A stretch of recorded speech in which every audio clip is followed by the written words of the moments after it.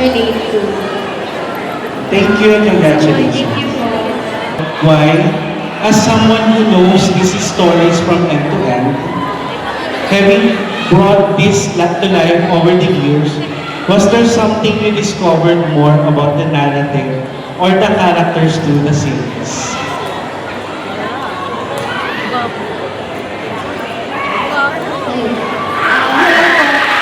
So, hello. So, na-discover ko na possible pala na makwento yung story through a short form, which is an adaptation. And then to tell the POV of a character through a dialogue alone. So, kasi medyo kapag book, di ba, mahaba, makikita mo yung thoughts ng lahat ng characters. So, doon sobrang makikilala mo sila. Pero, na-discover ko na through this adaptation, na kaya pala nila through their body language, through their delivery of their lines, na kaya pala nilang ilabas yung personality ng mga characters nila through that alone. Na hindi nila kailangan na i-voice out lahat ng naiisip nila just for the audience to know the character. Hello, Direk. My questions are for you. Kasi this is your third na in the university series. How has each chapter contributed to your growth as a director? With this particular book, it challenged me to showcase something different.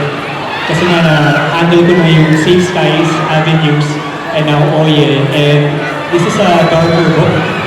So it's a very interesting topic that is being explored this time. And at the same time, I want to give homage to each and every single book characters. Parang ito na yung full circle moment. So that was the challenge. But it's also parang creative-wise, it was a challenge that excited ako ipakita sa mga audience natin for all the readers and all the fans of the book to see something different as well. So excited na ba kayo, guys?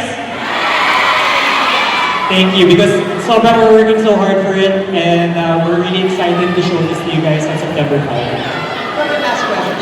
You grow close na to the cast, so ano pa may miss mo about them and the experience? You know, just getting to know them backstage, lahat ng mga kwento nila, I get to see them as human beings. I see their individual stories. And wala, yung kakulitan lang nila, and guys, they're human beings with emotions, and they laugh, they cry, they get scared, and ito yung hindi nakikita sa series, sa backstage, yung nakikita ko yung vulnerability nila as people and as actors, and yun yung miss ko, is hearing all their stories and just bonding with them. I think that's it. Alright, maraming salamat po. Ngayon naman tuloy tayo sa Manila Bulletin. Neil Ramos.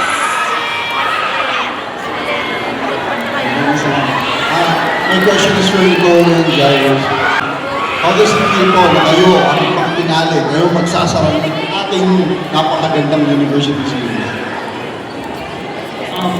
Honestly, at first I don't feel any pressure, but now, stepping into the stage right now, mas naramdaman ko yung pressure, and I guess we will be able to use that pressure to give these people, this readers, a very, very good book, a very good series to close, and we're just really happy na, you know, nandito kami ngayon doing this last and final book, which is the very, for us, heaviest book, yung mas maraming elements na libro, very grounded na libro.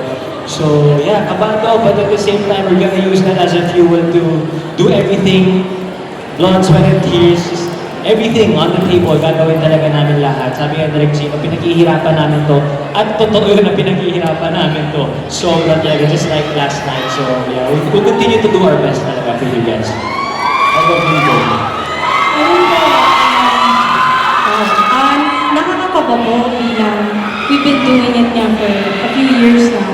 And but it's an honor to be able to do this.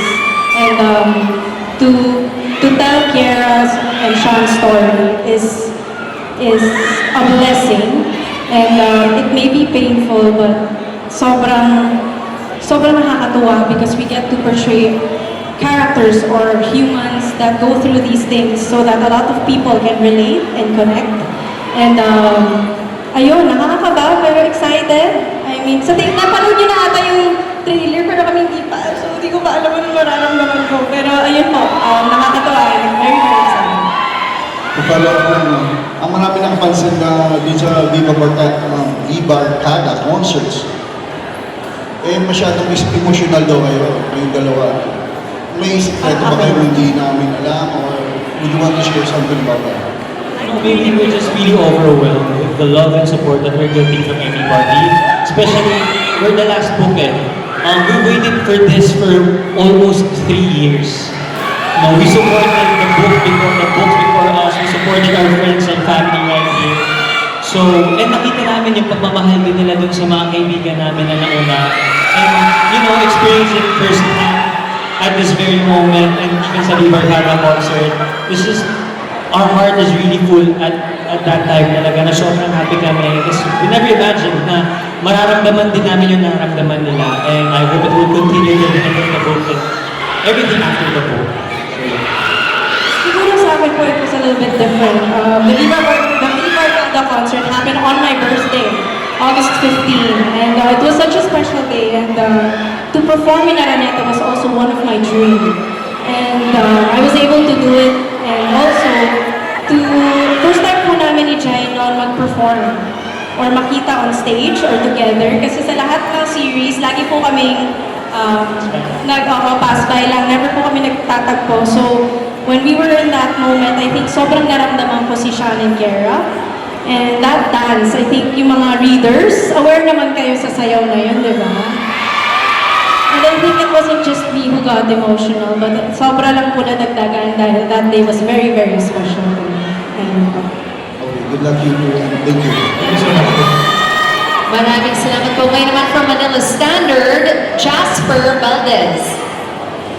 My question is for Hyacinth and Ron.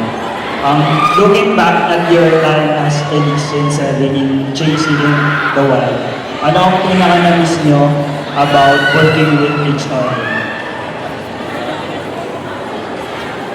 Hello?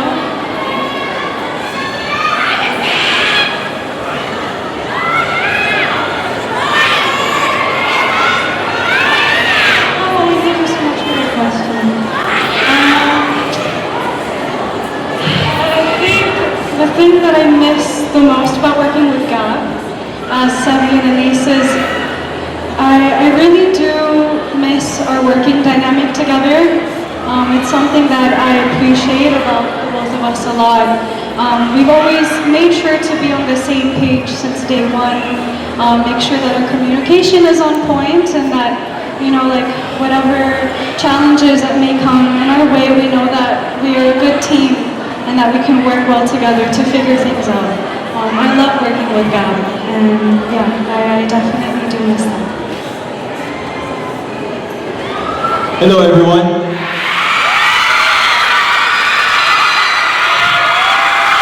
Good afternoon po. Good afternoon po sa inyo lahat. Maraming salamat po sa pagbigay ng time to be here for the media and for the fans and sa lahat ng efforts nyo.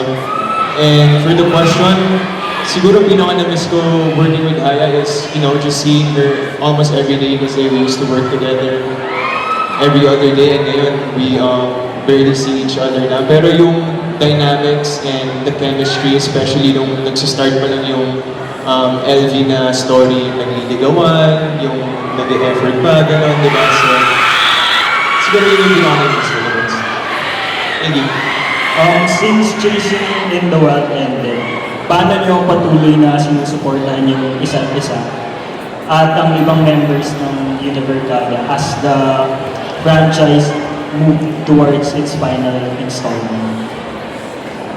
We just support each other, just being there for each other, and then syempre, every book we wanted to, to give the spotlight to everyone. And pag kailangan nila ng tulong or kailangan nila ng kausap, nandito lang kami to support each other. And yun yung na-appreciate ko sa Univercada is, we bonded like a family. Yeah, one thing that I loved ever since the first book that I was present in, which was Safe Skies, was that nothing ever felt like a competition between anyone. everyone is genuinely so supportive with each other as such a family. And that's something that I really appreciate. Whatever we need, even the smallest thing, we can just ask. And everyone's here for each other. Thank you.